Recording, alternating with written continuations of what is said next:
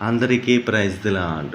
యేసుక్రీస్తు ప్రభువారు పుట్టిన తర్వాత గొర్రెల కాపరులు, జ్ఞానులు ఎక్కడికి వచ్చారో తెలుసుకుందాం. లూకాసు వార్త 2వ అధ్యాయము 15, 16 వచనాలు మనకు చదివితే అందుట్లో మనకు అర్థమవుతుంది.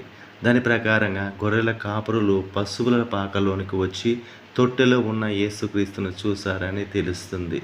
అలాగే మత్తయి సువార్త 2వ అధ్యాయము 10వ వచనము అలాగే 11వ వచనాలు మనకు చదివినట్లయితే మనకు అర్థమయ్యే విషయము, జ్ఞానులు పశువుల పాకలోనికి రాలేదని, మరియా, యోసేపు అలాగే పశువుల పాకలో నుండి ఇంటికి వెళ్ళిన తర్వాత జ్ఞానులు వచ్చారని మనకు తెలుస్తుంది.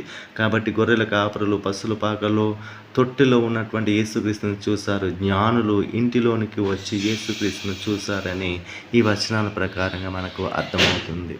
ఈ వీడియో నచ్చినట్లయితే షేర్ చేసి, లైక్ చేసి, సబ్స్క్రైబ్ చేసి